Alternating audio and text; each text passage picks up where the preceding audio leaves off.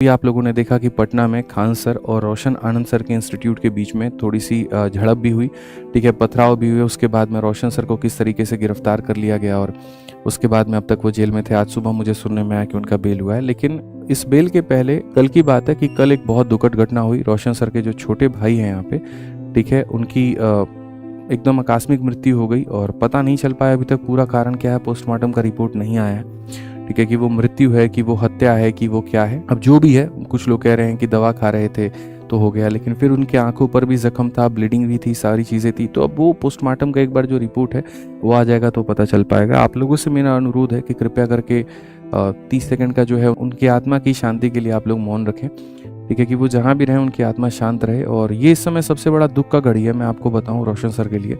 इसी को कहते हैं, आप देखिए कि जब आपका वक्त चल रहा होता है तो कितना शानदार होता है, लेकिन जब पलटता है ना तो ऐसे कि आपको एक पल में सब धीरे धीरे धीरे धीरे आपसे छीनना शुरू कर देगा। पहले कोचिंग के ऊपर में बात आई, फिर खुद गिरफ्तार हुए। और सोचिए, वो व्यक्ति जो जीवन में इतना पैसा कमाया होगा, इतना नाम कमाया होगा, क्या कभी उसने सोचा होगा यहाँ पर कि उसके भाई की ऐसी सिचुएशन होगी, ठीक है, कि जब उसके चिता को दाग देने की बारी होगी और वहां पर वो होगा नहीं। आप सोचिए इस बात को लेकर के कि अंतिम समय तक अपने भाई के वो, मतलब वो अंतिम वक्त अपने भाई को कब देखे होंगे, जब वो जेल जा रहे होंगे तब देखा होगा उन्होंने।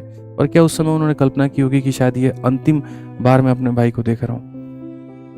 तो ये उनके लिए बहुत बुरा हुआ है। तो मैं आप लोगों से 30 सेकंड का एक चाहूंगा कि आप लोग मौन रखें और उनकी आत्मा को शांति मिले, बस मैं इतना ही चाहूंगा।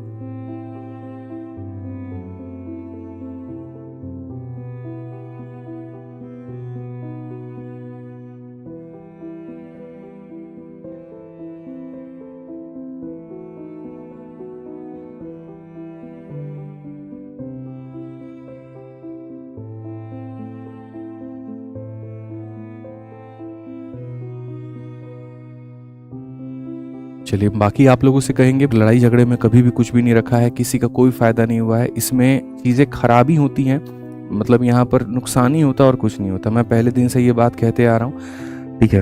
आप भी अपने टीचर्स को यही बात समझाएं जहाँ पर भी आप पढ़ते हैं, लड़ाई झगड़े में कुछ भी नहीं रखा है तो कुछ भी नहीं रखा है, ठीक है। ओम शांति, भगवान उनकी आत्मा को शांति दे।